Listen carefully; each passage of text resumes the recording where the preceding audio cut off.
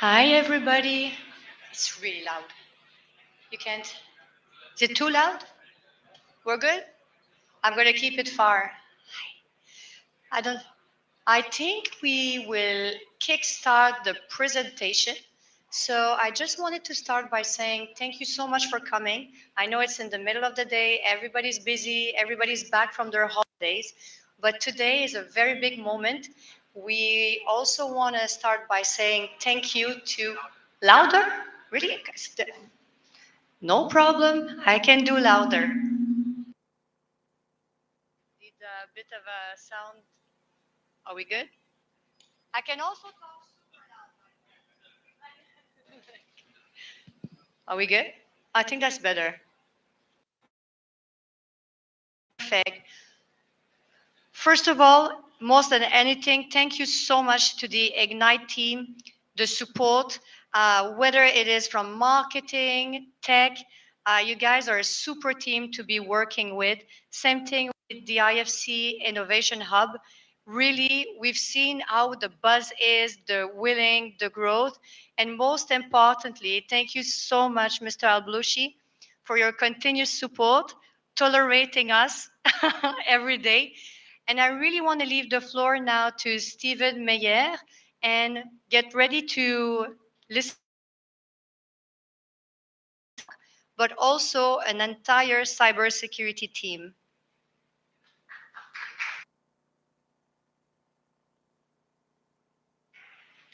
Thank you, Isabelle.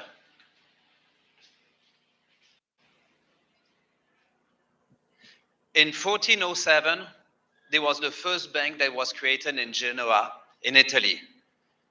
And the banking industry really did not change until the middle of the digitalizing banking. Very fast, we started to have real digital system within the banks. And for those of you who remember this, in the banks, everybody needed to have two computers. One computer to work and one that had access to the internet, because internet was very, very dangerous. I can see the old ones in the end who smile and remember it.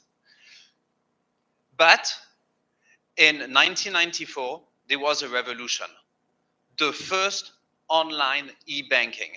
And when you think about it, just a few years back, people were afraid to have banks system connected to the internet, and then suddenly they decided to move the whole banking infrastructure directly connected to the internet in order to offer it to the people.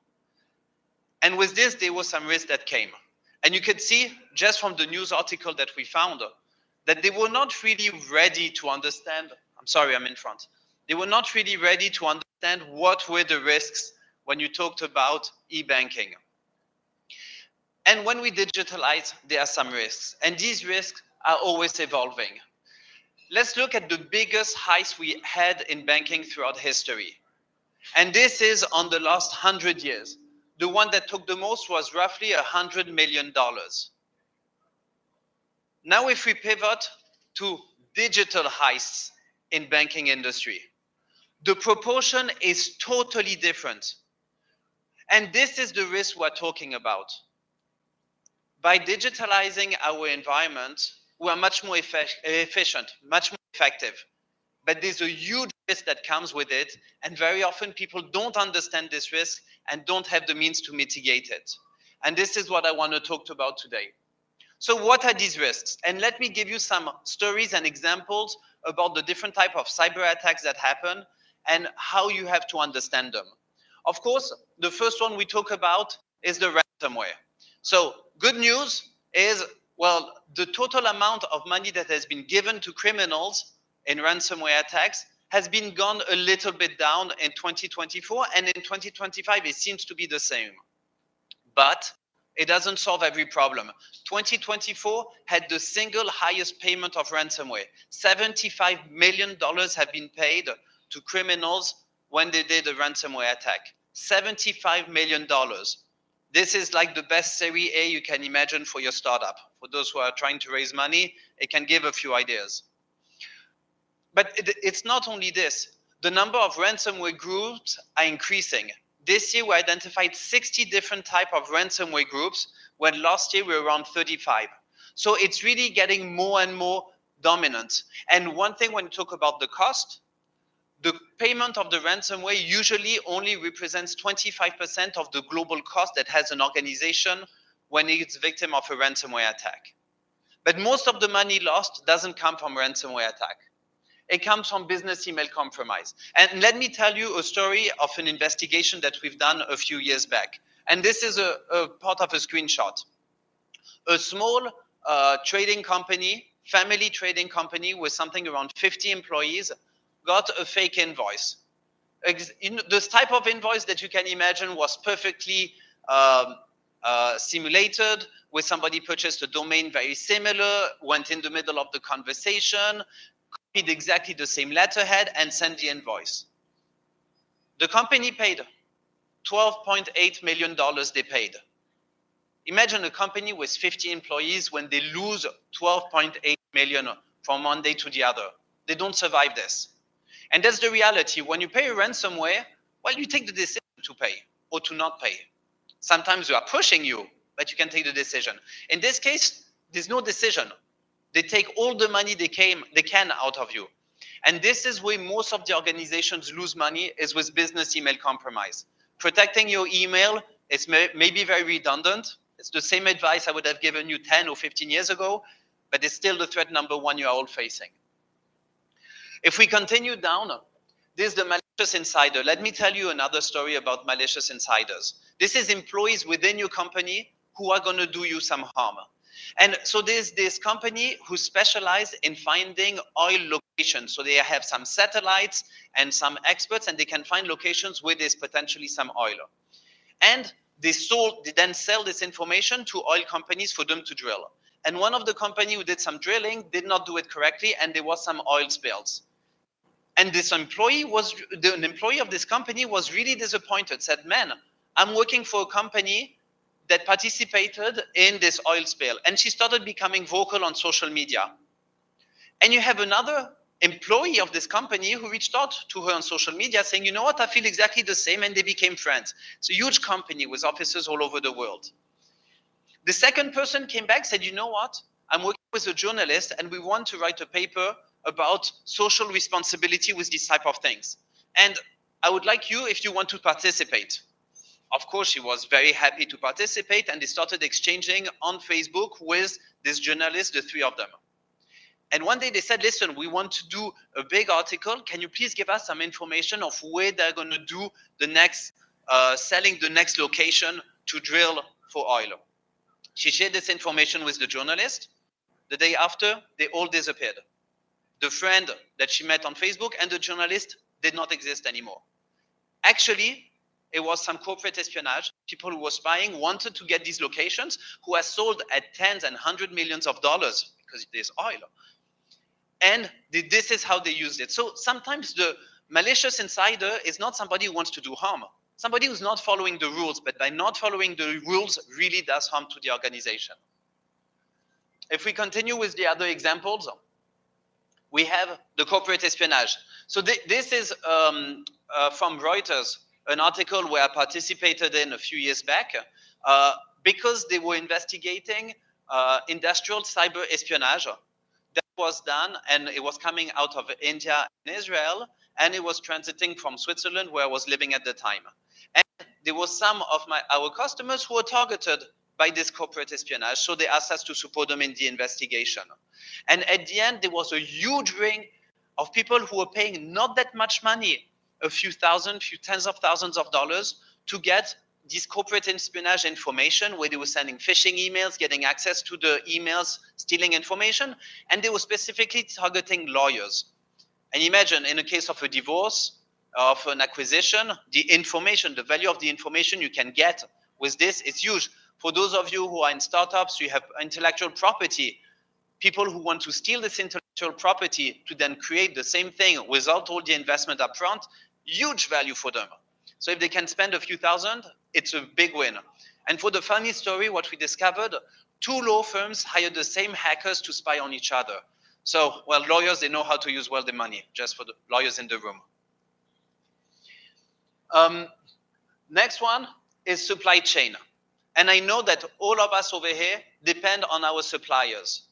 We connect to them and we use them. And this is a very interesting story. So CCleaner, I'm sure many of you used it, especially the old ones in the room. It's a tool that makes your computer a little bit faster, a little bit better. So CCleaner got hacked and people made a malicious update that was infecting all the people who downloaded it. 2.2 million users downloaded this fake update that infected their computer. But the malicious version did not do anything for almost everyone. It was targeting 18 companies, and only these 18 companies had the infection that continued because it was the Russian government who wanted to spy on these companies.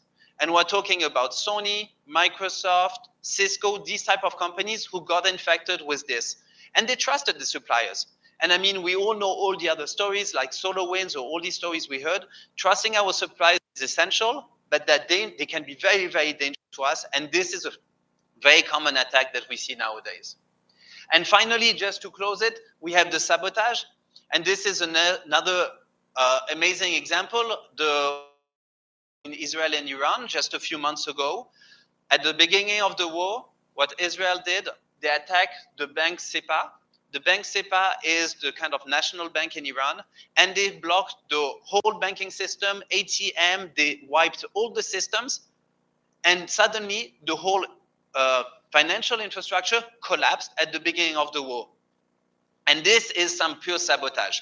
You destroy what you want to destroy in your adversary, in your competitor, in order to create some chaos around them. And we see this a lot now with the hybrid wars that we have also between Ukraine and Russia. Okay, so now everybody's afraid. That's good. Let's start seeing what we can do to protect ourselves. Okay, so I mean, at the end of the day, there are some risks. And this risk, we need to find ways to protect ourselves. So the first thing you can do with a risk, you can avoid it. And you can just say, I don't want this risk. We have some customers who said, you know what? Instead of paying 24/7 protection, we're going to shut down our servers during the night and the weekend. If our servers are shut down, we cannot get hacked. Well, for those of you who are in the cloud, no shutting down option.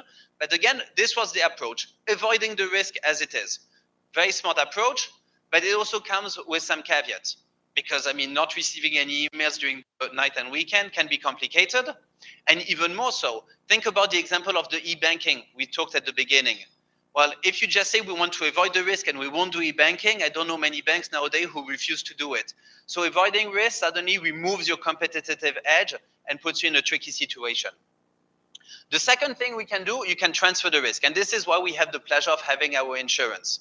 Insurance are expert to getting the risk for you. But when you transfer the risk to an insurance, you're not transferring all the risks. Yeah, you're transferring a part of the residual risk that you have, mainly financial one. Your reputation, the trust of your customers, this is not something that's being transferred, and it's something that is very complicated. So don't just assume that your insurance is going to handle everything for you. Then you have, you have the acceptance. Accepting the risk. And people just say, this is a risk I accept. Most of the time when people accept the risk, it means they don't understand it. And I'm going to give you a story. There were 5 medical organizations that got hacked exactly the same night, all in the same region. We intervened and did the investigation, and we figured out that they all had the same IT supplier. And the IT supplier put exactly the same Sophos firewall to all of these customers, and they were old firewalls. So we went to the IT guy. We said, why didn't you update them? I mean, they were old and vulnerable. Why didn't you put the new version? And he said, well, I sent a quote to the customers, but the customer said it's too expensive. We don't want to. So I go to the customers who are the victims of these attacks. I said, why didn't you accept it? He showed us the quote, but it was expensive and we didn't really understand what was the risk. So yeah, we said, no, we don't need to change it. And this is the problem. Very often when people say, I accept the risk, they don't understand what are going to be the consequences of the risk. So at the end of the day, the option that we really have to focus on is how, my timing is not great, I'm sorry for this, is to mitigate the risk. Okay, and this is where I want to go in the conversation, how we can mitigate this risk. And this is kind of the motto. This is what we have to think about when we talk about cybersecurity, but even security in general. Has to be your objective. And to reach this objective, there are three things you have to think about. What are my crown jewels? And the crown jewels is what makes you different, what makes you good. And the way to identify it is very easy.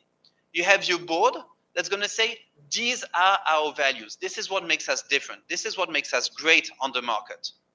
And then once the board members go to this, you ask each business owner, how do you accomplish these objectives? And they're going to say, well, and let's take Noon, for example, the platform online. Okay, they have all the products, cheap price, fast delivery. These are the values, these are the differentiators that they want to put forward. Okay, so you go to each business owner and you ask them, how are you delivering this? And they're mainly going to say, well, I rely on technology, I'm connected to all suppliers, we have very fast transition between the moment we get the order and it's sent forward, and so on and so forth. So now you identified from the values, what is the IT system that supports you? And your crown jewels is these IT systems that support your values. We found the crown jewels. Then, what is the risk tolerance? How much are you willing to sacrifice on these values to run your business? Oh, Noon has to deliver in 15 minutes, but if for any reason it takes a half an hour, it's okay in 5% of the cases. This is your risk tolerance. And it's important to identify it and think about when you do your backups.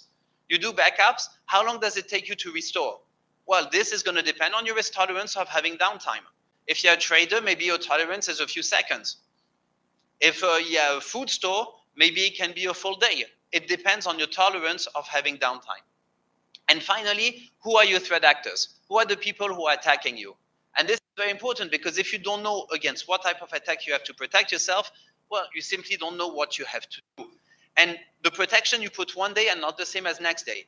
Everybody nowadays have MFA, I hope. Well, MFA, most of the attacks we see are able to bypass MFA. MFA was great because it was protecting against weak passwords and reused passwords. Now hackers have found a way to bypass MFA. So you need to find new tools in order to protect yourself against this. Understanding how the attackers are doing, it's essential. Okay, going a little bit about DFSA. We are over here in DIFC, and DIFC is regulated by DFSA, and DFSA gives us a number of regulation and rules. And I read them, and they're incredibly boring, so I'm going to not ask you to read them. I'm going to just summarize a few points that I found that are really, really relevant. And I put in blue the keywords that I think really stand out, and what does it mean for us, and why it's important. And they really say that organizations need to be responsible to monitor what's happening, to have this visibility. And for this, there are some tools that you need to deploy. And again, as of it is today, DFSA is not going to put you a fine if you don't do it. But if you have an incident and you didn't follow these rules, well, this is the moment you might get the stick. Okay, so having ways to monitor, this is essential. And having a process, then, if you are being attacked, you have 72 hours to announce it. It means you need to detect it, investigate it, find the root cause, maybe even close it, write the report, and give it to them. 72 hours, it means you don't sleep a lot. So you need to have these tools. You need to put this in place. Otherwise, if you're trying to do it after the fact, it won't work. The same thing, having people with the responsibility that have the role to do this, that are accountable for it. And this is kind of where we go with having somebody in your board, in your C-suite, that is carrying this hat. It can be your CTO. Usually it's a CISO. If you are too small organization to have a CISO, you can have a virtual CISO. That is somebody who's just going to work 1 or 2 days, 4 days a month, that's going to support you in carrying this responsibility and supporting your organization in taking the decisions and building everything around it. One point, and maybe if I can have a little bit hand raising, who is using cloud nowadays? And the ones who don't raise their hand simply means that they don't know what cloud is, who don't know how the IT is working. Everybody is using cloud. And it's great because, trust me, the type of attacks we had before the cloud were really terrible. It's really supporting us. But it doesn't solve all the issues. This is a copy-paste from the Microsoft page of cybersecurity, the first paragraph of cybersecurity from Microsoft Azure. And the first thing they say, it's a shared responsibility. And so many organizations we talk to say, I'm protected, I put my data on Microsoft Cloud. Or AWS, same thing. There's a shared responsibility. They're going to put some things to protect you. You have to put in place some process, some tooling, some configuration to protect yourself. And when you're going to get attacked or hacked, they're going to say, this was your responsibility, not mine. We're not going to support you. We're not going to help you. We're not going to be accountable for this attack. Very important, because people very often are deceived with this. Talking about this, managing cloud is not trivial. If we have anybody who is in the IT team over here, they will know it. So I worked at Microsoft in the past. So I'm allowed to say whatever I want against Microsoft. It's part of the rules internally. Okay, Microsoft Azure was built in November 2013. Up to today, there's been roughly 8,000 days since the creation of Microsoft Azure. And 4,000 days. And they've done more than 8,000 updates to it. It means that every day you have 2 updates, 2 new functionalities that come out on Azure. I mean, if you're not on top of it, seeing how they're configured, are they vulnerable, do you need them, are they increasing your exposure, you might get attacked. And this is why relying on cloud is amazing, but it requires a lot of work, and you cannot simply ignore it. And you know, as I said, we are cloud first. Everybody's using cloud tooling. And while you use this cloud tooling, you need to know what are the tools that are approved internally in your organization, the ones that are not, the ones that you need. And you have all this shadow IT. And the number of incidents that we have and we see having in organizations where simply they did not know they had data over there. There's been a leak. We didn't even know that our data was stored over there. A very simple example, MailChimp. I don't know if some of you are sending your newsletters or mailing through MailChimp. Well, MailChimp has the list of all your customers. So if MailChimp, you don't protect it correctly, and usually it's the marketing who's handling it, it's not the super cyber team. Well, if somebody hacks it, they have the whole list of your customers. Imagine the impact, imagine the compliance issues that come with it. And I want to finish the cloud with the Salesforce. I don't know who is using Salesforce, and there's a Salessoft. They just got hacked last week. We're talking about 700 companies using Salesforce that got hacked. I received like 5 emails from suppliers and partners who sent me emails and said, by the way, we have to change your password. We're really sorry for the leak. Personal information that might have gone out. Terrible. Cloud platforms. We need to protect our cloud platforms. We need to understand how they work. We need to understand this exposure. And this goes to hardening our environment. This is another screenshot from Azure. When you create a Azure tenant, Microsoft, you just build it up. Your security, and this is Microsoft who tells you, is up at 18%. This is how your security starts when you start with Microsoft. To reach the 100%, the remaining 82% to do, it's on your responsibility, not Microsoft. And it's the same thing with Windows. When you install Windows on your computer, the security is at 23%. If you want to reach the 100%, your responsibility. And it's because Microsoft wants it to be easy, compatible, all the very good reasons why they do it this way. But at the end, the responsibility falls on you, and it's important that you know it, understand it, and either you accept the risk or you find a way to mitigate it. So I'm moving faster, okay? What should you ask your IT guys? What should you ask your cyber team? And there are some few questions. And maybe we start with what is my maturity? And this goes to the conversation we had at the beginning. Maturity is, how is my security protecting my organizations or my crown jewels against the evolution of the threats that I have? And based on this, you have to say, we reached exactly our threat tolerance, we are under, we are above, the new threats have come, so we went under. This is the maturity, and your IT or your cyber team needs to have this visibility and needs to be able to give this as an owner of a company, as a board member of a company, as a manager, as responsible. You need to have this visibility to understand where you stand. And then you can start asking questions. How did we progress from last year? Has there been new attacks? Did we deploy new technology so we are less protected? Or did we put in place new protection so we are better?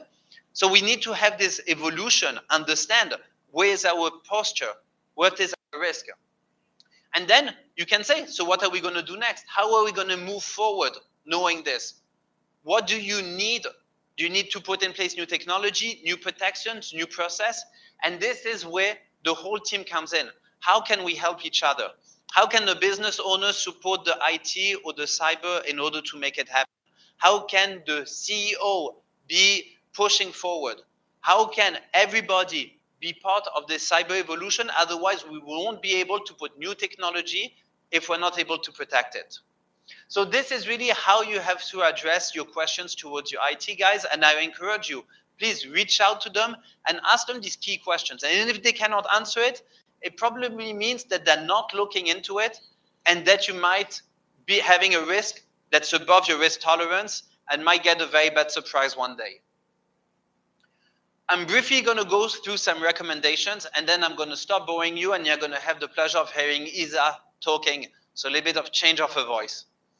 Okay, passwords. So for those who don't know, I have the very infamous title of being the one who broke passwords the quickest in the world a long few decades ago. Passwords, very easy. Nowadays, forget to make them so complicated, make them long. This is the most important thing. Okay, and they have to be unique. You cannot reuse twice the same password. And it's very complicated when you have 100 websites to have long and unique passwords. In this case, User Password Manager is going to solve your issues. Update your devices. Keep your device up to date. And not only your computers, but also your cloud and your smartphones. This is essential. Don't disable the security on your devices. I know sometimes it can look as painful, it's slowing you down. Please reach out to your IT, please reach out to your cyber team. Don't disable it because this is exactly how problems happen. We had this case or somebody tried to download something, it was blocked 5 times until she disabled the security to download it and got her computer infected. Of course, this is why it was blocked. If you have questions, ask. Don't be ashamed to ask. And if you see there's something wrong, say it quickly. Don't keep it for yourself. Time is at the essence, and if you're able to block an attack quickly, it can really make the difference. Do your backups. Backup is essential. Ransomware, they really capitalize on the fact that people don't have good backups, but verify the backups are working. Verify that you're able to restore within the acceptable time. Verify that you're doing a backup of everything that's relevant to you. Okay? Wi-Fi, I know we're in an open space. Wi-Fi is something dangerous. We repeat it never enough.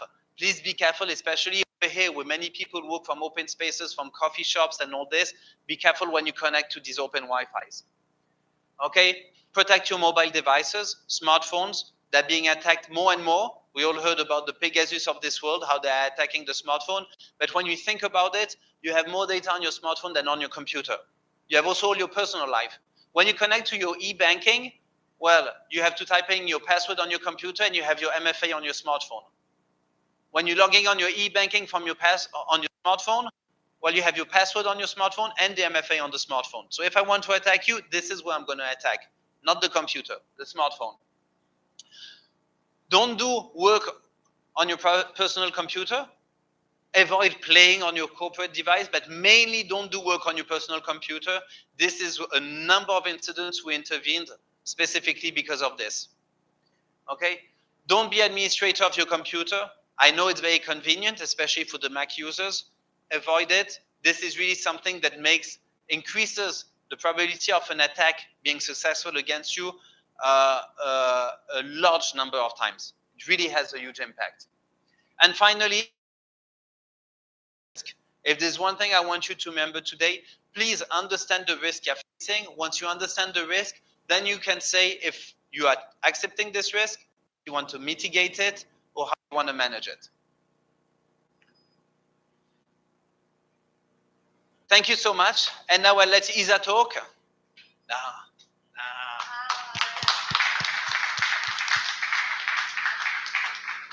Thank you. Thank you so much. Which one is going up, back in? I guess this is Forward? Yeah, it is. I guess now we should work. There we go.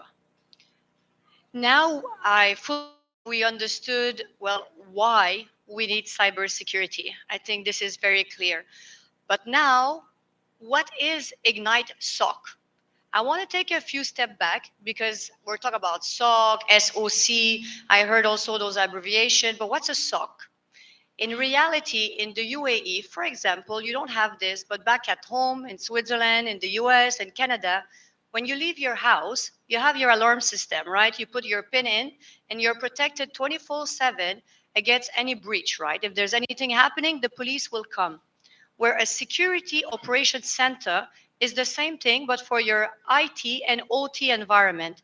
So this is what a SOC is. It protects every single layers that you have in your environment, from your computer, your laptop, your smartphone, your so now everybody's clear about what a SOC is. But then what is the Ignyte SOC? It's something that will really, really change the cybersecurity in the UAE. Why do we know that? Well, actually, we haven't even started the public launch, the marketing, or anything like that. We're just doing a soft launch, and we already have multiple clients and competitors coming into spying on us. So I think that's already a good start. But the IFC have been pushing for a very long time now to understand how to increase the cyber maturity of their community. The IFC is now one of the most important financial hubs in the region and in the world. Protecting those 7,000 plus entities is a priority. Where the challenge is that you have the huge institution, the Standard Chartered Bank, Barclays, Al Tamimi, the big names, and then you have the startups, and then you have all of the SMEs in the middle. So how can we provide a one solution that can help everybody? Well, this is what Ignyte SOC is. And I know there's a huge team of Ignyte here, but just technical Ignyte SOC, can you raise your hands? Part of the cybersecurity team? Yes, because after that, we'll have a lot of questions and we'll leave it all open to the floor, and please come and ask, right? So, I'm not very good like Steven with the first. So if I forget to click, you need to tell me. The Ignite is a one solution fit all. Why? You have the traditional SOC. Think about the big four, the Accenture. We have Kudelski in Switzerland. Here you have the LPG, name it. There's a lot of different companies that provide SOC. What they do is a one solution fit all for all of your layers of cybersecurity. So when you go from your C, your SOAR, your EDR, your email protection, your cloud protection, they'll go in and they'll deploy E5 Microsoft. Why? It's easy. Microsoft is good. You can't go wrong with Microsoft. It's a known company. I can also talk about it. But the thing is, Microsoft is not the best firewall. Microsoft is not the best email security gateway. That's been proven. Even if you're talking about the Fortune 500, most of them is using Microsoft. I mean, all of them are using Microsoft E5 almost. But in terms of email security gateway, they use Proofpoint. About 85% of them. There's reasons for having a one stack of an average solution for each layer. It's important that you have the best tool for each layer. But that's complicated. That needs to be orchestrated. And that's exactly what Ignyte SOC is doing. So from all of those 35 different tools, they're fully orchestrated using the best tool in the market for each layer. And this is quite of a complicated task because they can do it if you're 100,000 users, 100,050, a million, or a one user. We onboarded just yesterday a couple of companies, they're startups. They are one user, two user, three users, and now they are as strongly protected as, Anoon, or as Barclays Bank, or as Standard Charters. They're using the same tool. And this is quite incredible. And I know that today in the crowd, you have people also from every type of environment. But this is very important also for the startup and SMEs to have those tools. Why? You're raising capital. You have your assets to protect. You're doing AI startup in so many different kinds of environments and compliance, etc. Well, when you're raising capital, if you get a ransomware attack, the company doesn't exist after. And your investor needs to know that you're actually serious and protecting those assets. So when they see the type of environment that you're using, number one, they feel really secure of investing with you. Number two, all of those startups and those SMEs or the supplier chains of the big company. I've seen a lot of startups, they're looking to go and work with, I'm going to say again Noon, but there's so many others. They want to work with math, they want to work with Noon because there's a lot of data to collect. But those companies, the math, the Noon, they want to make sure that if they give you their data to analyze, it's safe and secured. Well, when you have exactly what you're talking in terms of your risk tolerance, your risk exposure, and how to protect yourself. This is exactly what the Ignyte SOC is doing. And if I can just jump in on this one, I mean, yes, I can talk about the fact that it's sponsored by the IFC, it's been approved by the FSA. Not all the companies in the IFC are under the regulation of the FSA. It's always good to be. And just one, see this in I'm not so good with this. A very, very important point about it, pricing. And we can talk about all of those big names, the CrowdStrike, the Proofpoint, everything that the Ignyte SOC is powered about. But if it's something that is not affordable, nobody can take it. I'm taking a chance today because usually we never talk about pricing in public, but today we will. Why? First of all, the IFC is sponsoring our pricing because we have this vision of wanting to protect the entire community. And I think that in any country in the world, that has never been a little bit with the SMEs.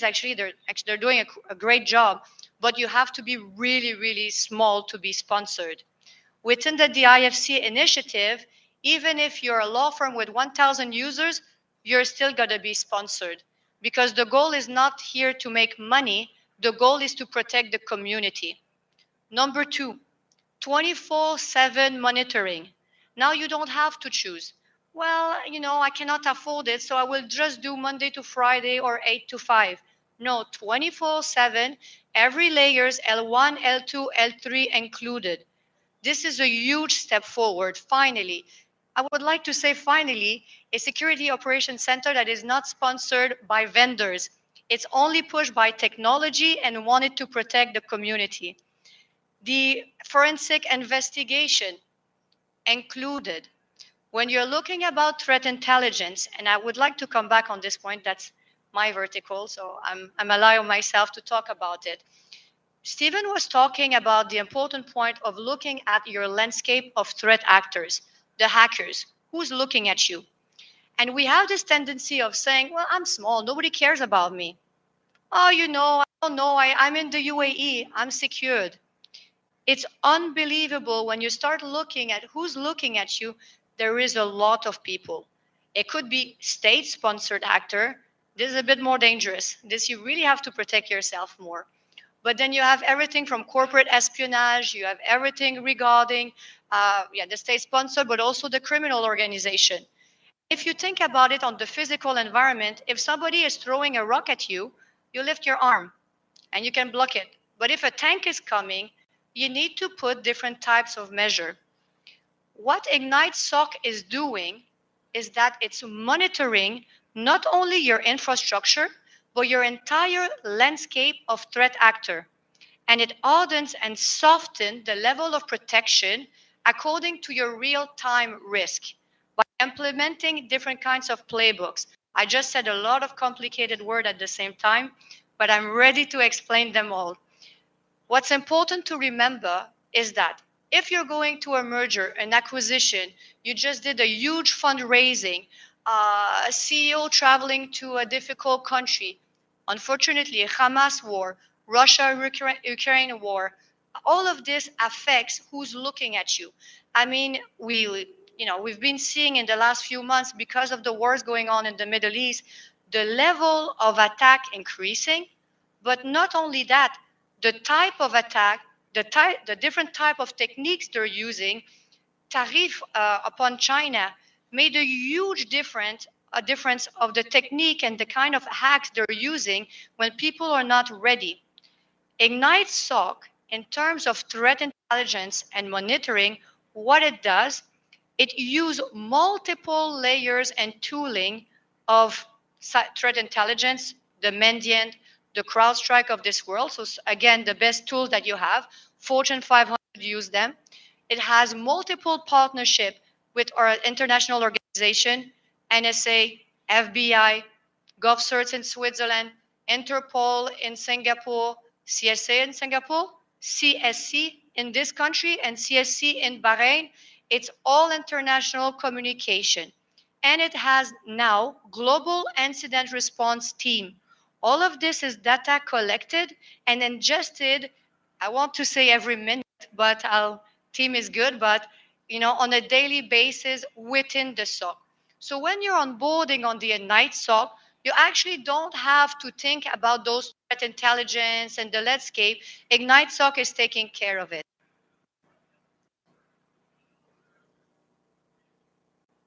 And obviously, I have to talk about AI because, we're in the IFC Innovation Hub, but it's always something. I received an email just today, somebody asking, are you thinking about using AI? And I was like, what? I mean, we've been using AI for 20 years. It's nothing new, okay? We used to call it algorithms. But yes, it is a AI-powered SOC, but I want to put a little asterisk here.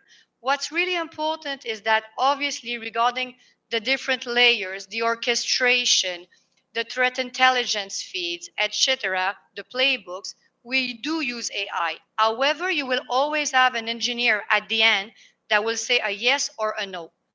CrowdStrike, but you don't want another CrowdStrike in your environment. And it's not because CrowdStrike is not good, but it just, these things sometimes happen. So you need to make sure that you have 24/7 engineers looking at your logs. And this is what Ignyte SOC is providing. Okay, I think there was a lot of slide regarding Ignyte SOC. This is where I'm taking a big step forward. There we go. That I usually don't do. And actually, we talked about this, the Ignyte SOC team this morning. But I just wanted to give you, because I think it's important, a visibility about pricing. I mean, you can go on the CrowdStrike website right now. It's going to be $60. So we're already cheaper. One thing to know, all of this includes the licenses. All of this includes the 24/7. This is a one price. When you're pricing an MSSP services, you always have people that will go around and be like, oh, amounts of event per second, I don't know, amount of alerts treated. That always makes us laugh because actually, what do you know? I mean, it can be 1 month this amount, and then another month, another amount of event per second. And on top of it, the amount of tickets sent or alert treated, that's actually one of the questions you can ask your IT. Because, I mean, if you're a SOC administrator, you want to send as many tickets as possible because that makes you price more. Ignyte SOC is doing the complete opposite. We price in a way that you know your environment. The user, bit a technical word maybe, but your employees. It can also include your server. It's simple. You know those environments. You are able to price it and to know how many there are. Don't forget, you can always increase and decrease as you go. It's better to increase. We like it more like that. We have a special launch offer, being the IFC. They want to make sure that we onboard as many customers as possible. The pricing that we have were for August and September. Then it's not in my responsibility if they will extend it or not. But what I know is that because the goal is really to come in and protect the entire community, this is the mentality, this is the mindset, and this is where we're going. So we really hope we're going to leave you a session of questions. But please, this is really the moment to not hesitate.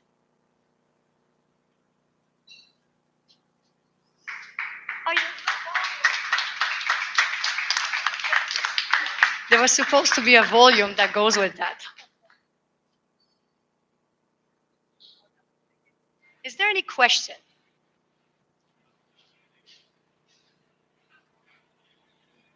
I can start. I had one this morning. We're talking with a client this morning. The lady has a family office. She moved from Geneva to the IFC. And she said, what I'm really worried about is what is going to happen to my data. Will the data be owned by the IFC? Can the government look at it? Can other government look at it? So I'll ask the question to you, Stephen. Thank you. So, yeah, exactly. I think it's a very relevant question. Uh, who can access the data? So first thing is a SOC doesn't get any business data. We get telemetry on the behavior on the devices. What files are being opened, what activity is happening, who's logging on, what is being done. So a SOC should never have access to your data. Your IT team might have access to your data. These are the ones that have to be controlled. And also this is why it's very important to have a different company that manages your IT than the company that manages your SOC. Because your SOC can control your IT to be sure they don't do anything they're not supposed to. And your IT has the keys to the kingdom, so your SOC cannot access data they're not supposed to. If you merge them together, you have no guardrails. Hi, so it's Etienne, by the way. I just want to relate very much to what you said, as in you need to know what level of threat by his operations, right? Because that makes you know what you need to do. But very similar to your question to your colleague, how do you navigate that? Because if you have a law firm and they're working on a very confidential project, there are NDAs flying around, and there are lots of things that firms don't want to disclose. And unless you know that, you cannot protect them. So how do you plan to navigate that? Yeah, so I would start by saying that being a law firm, you should assume that you're going to have a lot of confidence. So this should be the starters, having this information so you know what you have to do. Maybe looking even at a higher level, the management, the C-level, know that the strategy of the law firm is to work on very high stakes contracts, on high stake clients, on very confidential projects.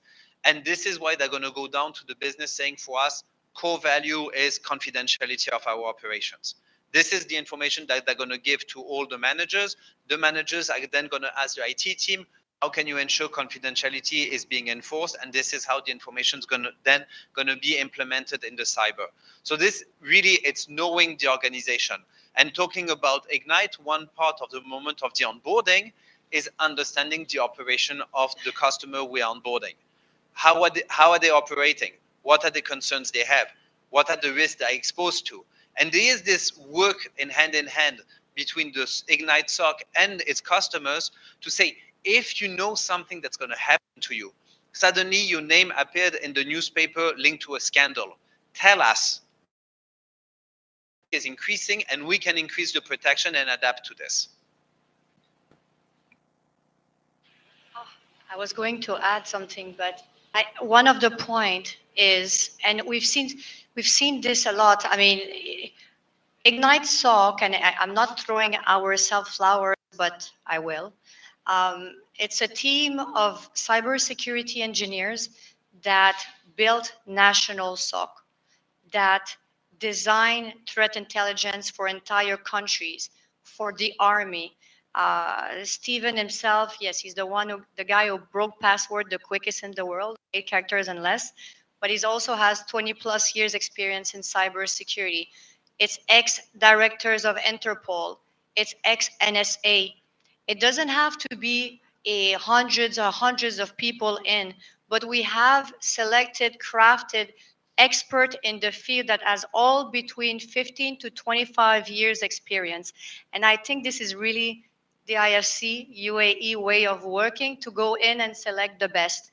When we do onboarding, we've seen it many times. People sometimes second. I plug in Microsoft E5, I plug in Secure Work, plug in Palo Alto. It's a plug and play. This is the one thing.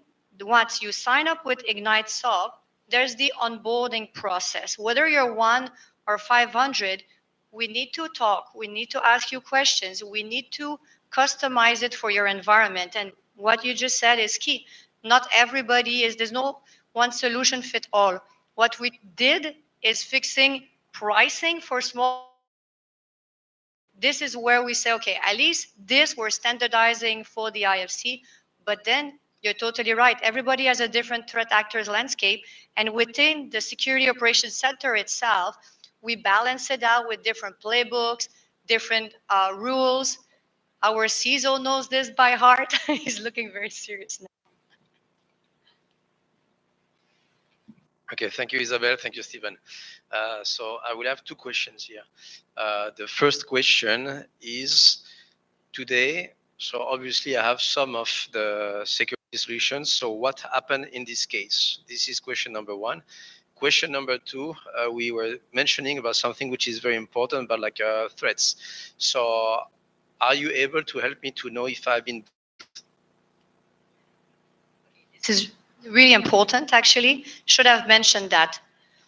Part one, if you already purchased security tool, which by the way, I hope you did, you have Defender or whatever in your environment, Ignyte SOC is not there to say, throw everything in the garbage. Let's start from start. Let's start again from the beginning. No, we will adapt with what you currently have and we will ingest it until hopefully you decide to go 100 Ignyte SOC. Does that answer it, Andre? Or so this is really important. So when we say it's fully customized, is we adapt have. If you already been breached, well, yes, we can know this, and this is why we exist. Just a little hands up, we as Ignyte are already giving the threat intelligence for the government in the UAE.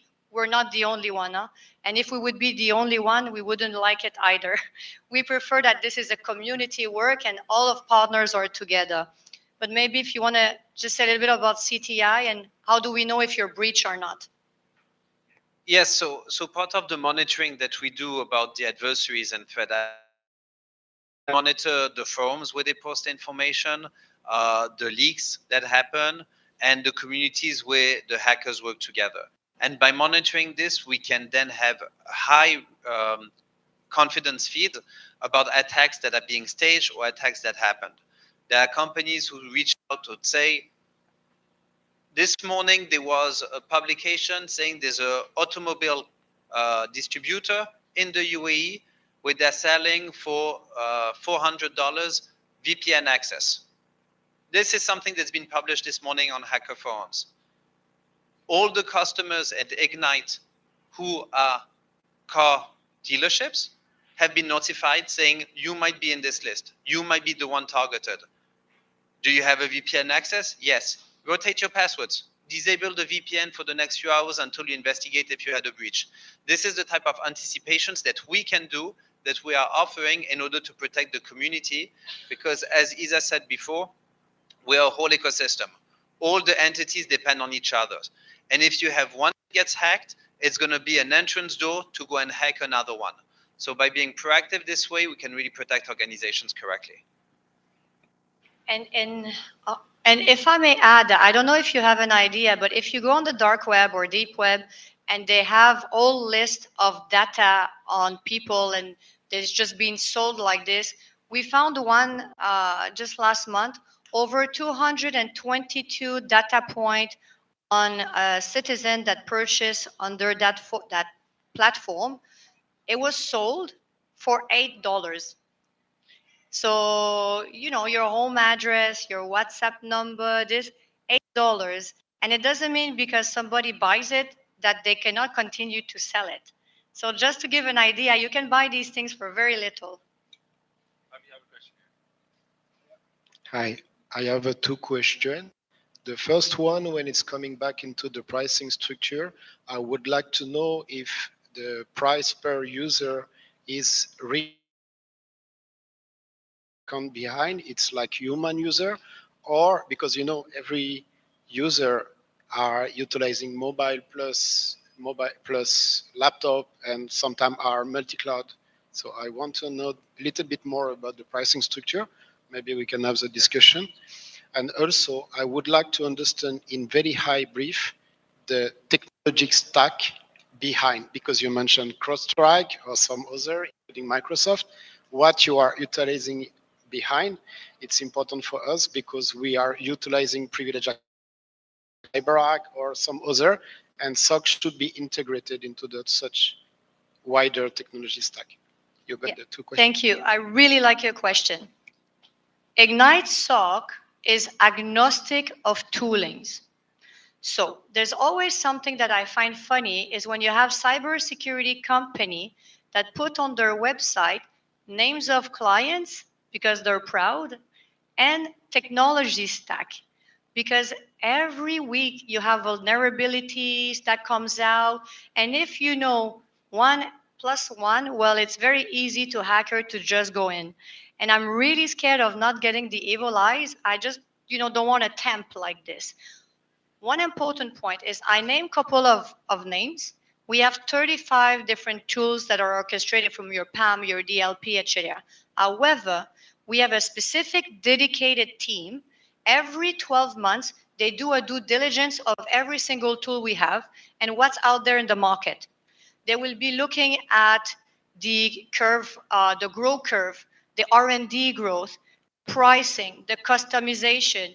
If there's really something happening at 4 a.m., will somebody pick up the phone and help us as a SOC? So I don't want to just throw names because at the end of the day, we own licenses, we deploy. However, every time we sit one-on-one and we say, okay, are you interested? Obviously, we disclose it. We told you this. Yes, it's important for us. For example, yeah, we are partners of CrowdStrike for the last 10 years. However, if something happens, we will change it. Number one. Number two, we always have backups. Solutions one forward that we know is the best in the market. But just take the example of what happened now with Russia and the tariff by Trump and all of this, and then suddenly cutting off entire Russia. What was it? Who did the? It was Kaspersky, but there was another company as well that you had to shut down the whole. So you always need to have backup, but definitely this is all part of the disclosing because you need to know what's in your environment, right? Definitely. Regarding the users, smart forward protection are different. It's a different tool that we put in than the regular EDR. We do it. The pricing is not there. This is part, if you have the proposal after, you have all of the different add-ons. For example, pen testing, Ignyte SOC does. Red teaming, purple teaming, vCISO, consultancy, OT environment, critical environment, training, tabletop exercise. Ignyte is giving the tabletop exercises for the FSA, for example, those types of companies. So it goes on, and the list, and that's also it's a part of a sponsored pricing as well. Good question. There's a lot of things I could have included in the, yes. So my question is that data is mostly distributed on the cloud, on personal devices, on sometimes you have a customer data when it comes to logistics companies and the companies who are providing services to other companies. So, and then companies usually hide behind shared responsibility model that this is our responsibility, this is your, as a customer, your responsibility to manage DLP on customers. So how your things works from you give the strategy first, then so how the whole process works from your side? From the responsibility side. Okay. So I think there are a few things that you addressed in your question. First, going about the shared responsibility, at the end of the day, the reality is when there's a breach, people don't care where the breach comes from. If I give you my data, you are responsible for me. Even if you worked as a third party that then delegated it to another third party and they had the incident, I don't care. I'm interfacing with you, so I'm going to put you responsible for this. And this is also where we talk about the supply chain and the partners and this ecosystem. So this is one very important part that has to be addressed. Second, at the end of the day, we cannot handle all the problems at once. There's one problem is saying, how can we avoid adversaries entering your environment? How can we avoid persistence? How can we avoid data getting out of your environment? How can we avoid somebody tampering or modifying information within your environment? Then if you give your data to a third party, then you have to ensure that this third party is protected. You bear the responsibility with all the controls you put in place in your environment of what's going to happen over there.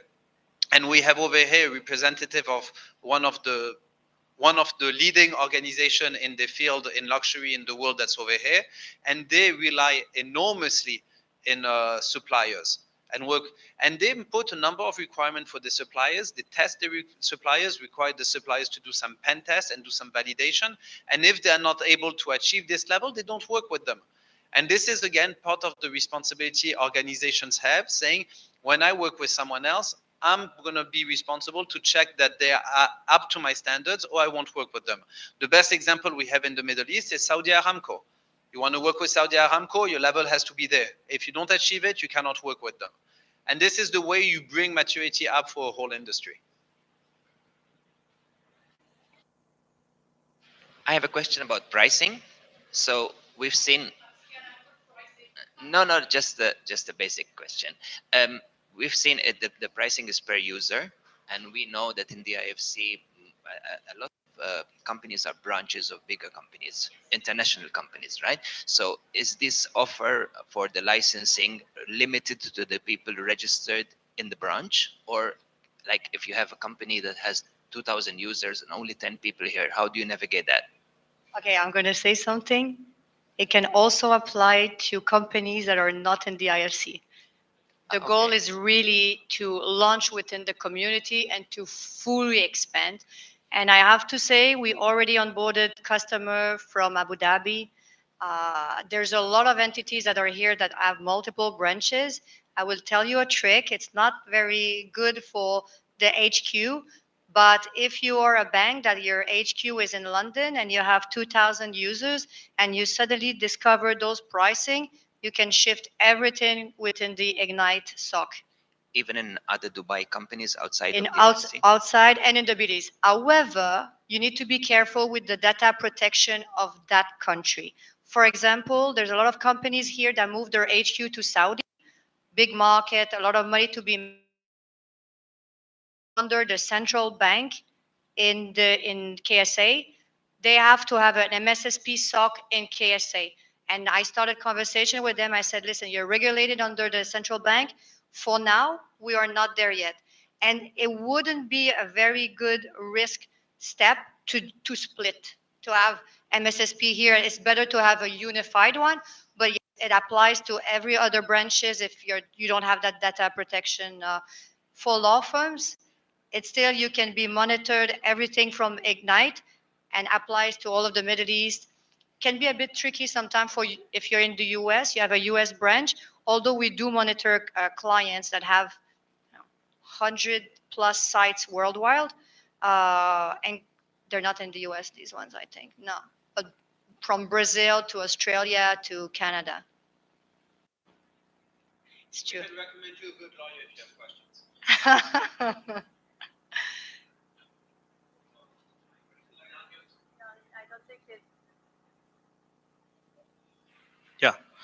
Yeah, so my question is regarding that use case for that invoice which Steven was showing, right? The fraud of 12.8 million. Now we are an agentic AI company who have deployed invoice automation in a couple of organizations. Now for us, now if we get this kind of invoices where we have deployed our AI agents, which can automatically take those invoices and bake into the workflow of payment, right? So for us, the factor of risk is now when a fake invoice comes in, what can be our governance framework to avoid it, or how Ignyte SOC can help us in avoiding that risk? Yeah, so for HATE, there is a technical and organization solution, and both have to work in combination.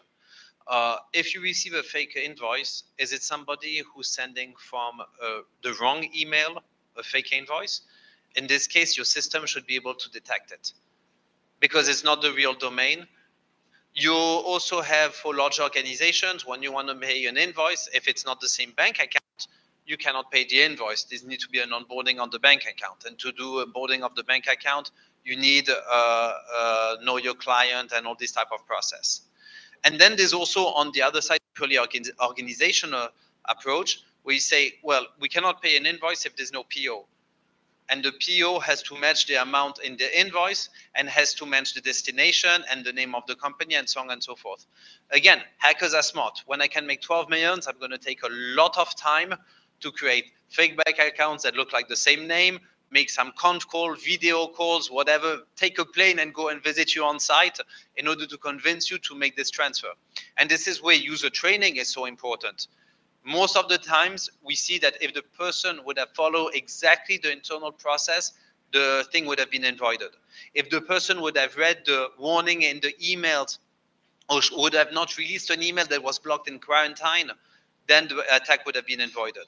And these attacks don't always succeed. Very often they're being blocked. But if 1 on 10 or 1 on 100 succeed and you make 12 million, it's still a good day for the hackers. But it would be a good day for me.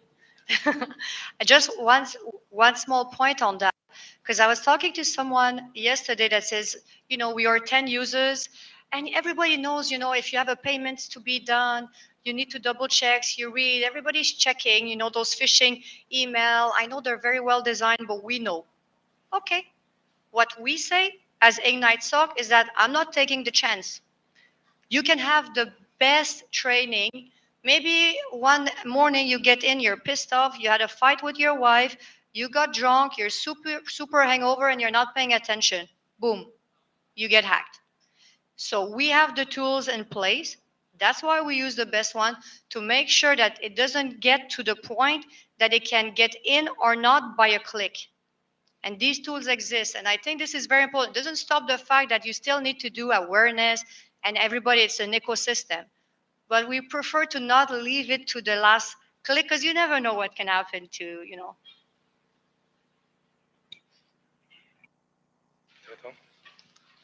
My apologies.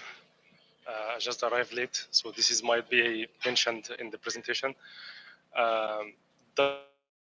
You serve 3 companies like L1, because they might be to different kind of attacks, right?